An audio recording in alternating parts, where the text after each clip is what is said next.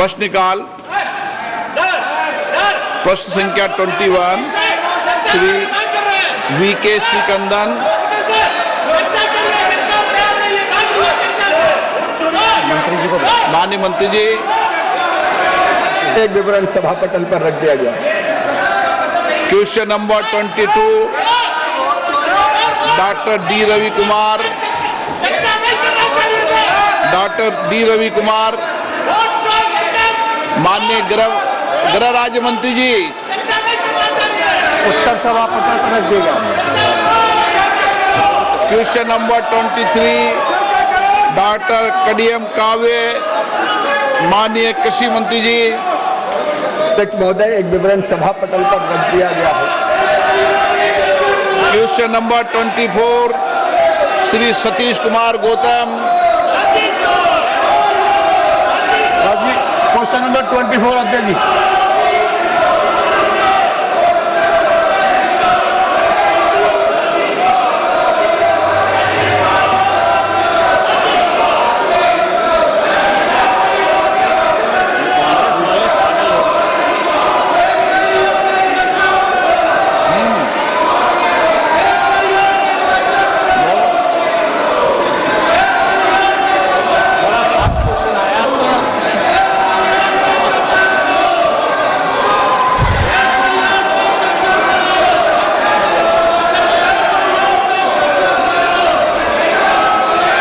सदन के पटल पे रखा है।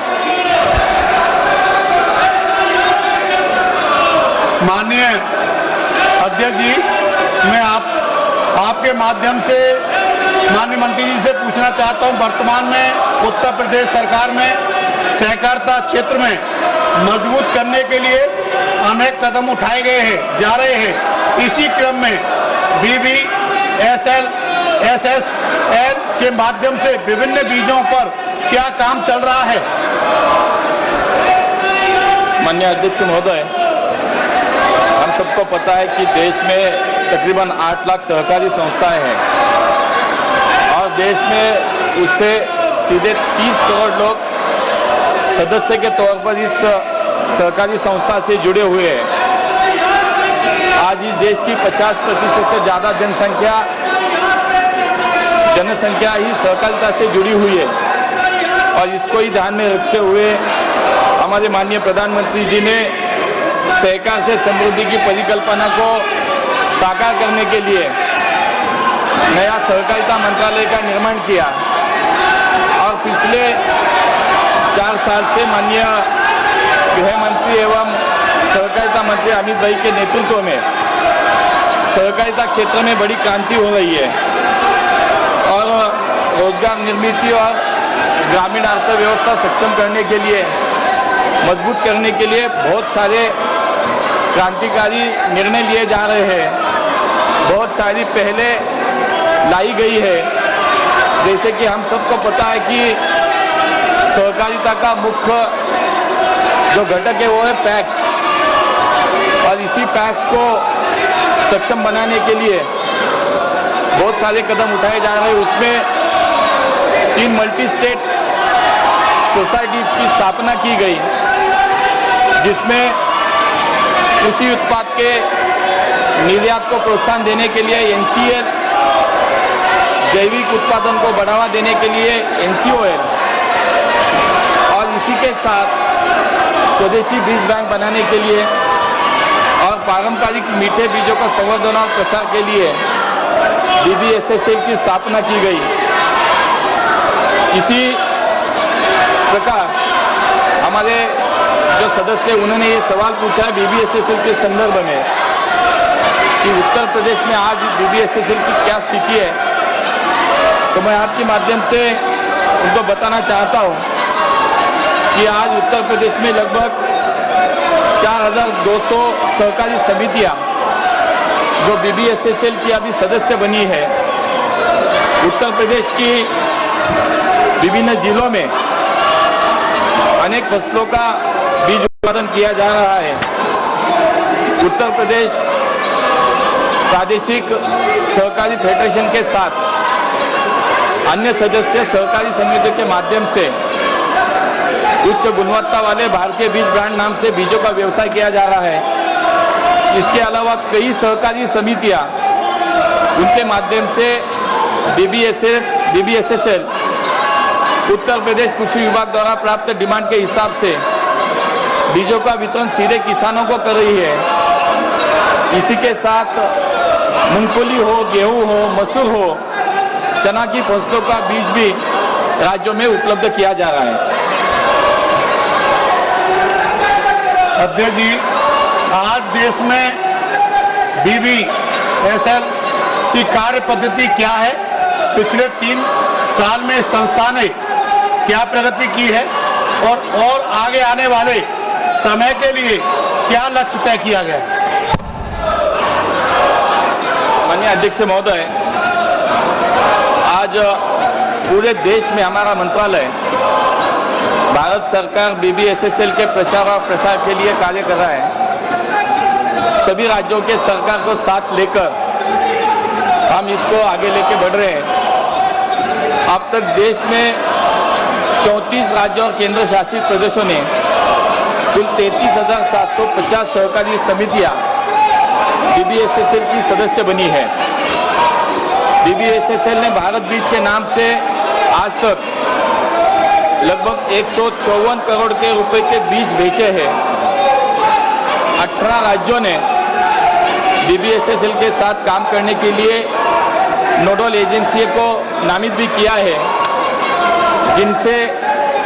जिनमें से 8 राज्यों के साथ अभी MOU पे हस्ताक्षर भी किए गए हैं। अब तक BBSSL ने 13 राज्यों में बीज लाइसेंस प्राप्त कर लिया है। हमारा ये लक्ष्य है कि वर्ष 2035 तक BBSSL ये विश्व की सबसे बड़ी 5 बीज उत्पादक कंपनियों से में एक बने और लगभग 25,000 करोड़ रुपए का कारोबार करने का आज हमने लक्ष्य रखा है। आज देश में अब तक 34 राज्यों केंद्र शासित में कुल 33,700 समितियां सदस्य बनी है। मुझे लगता है कि इसके माध्यम से सहकारिता आंदोलन को सक्षम बनाने का कार्य BBSSL के माध्यम से भी करने का हमारा प्रयास है।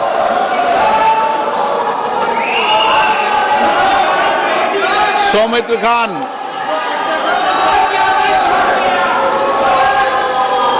नमस्कार सर। संख्या क्वेश्चन नंबर आपका 25। माननीय मंत्री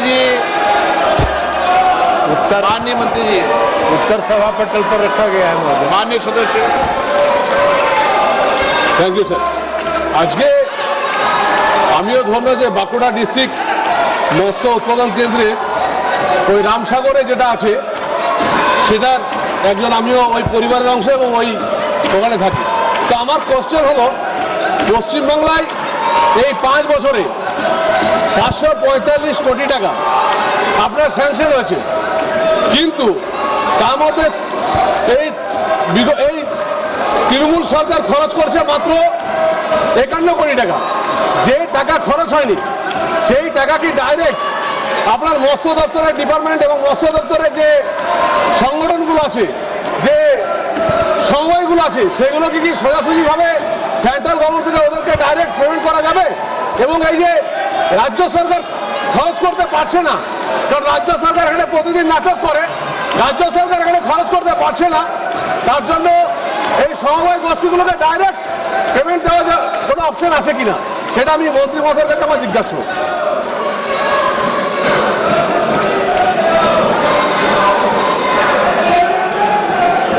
সেটা আমার জিজ্ঞাসা, ডাইরেক্ট সমবায় সমিতিগুলোকে রাজ্য সরকার পেমেন্ট করতে পারবেন কিনা।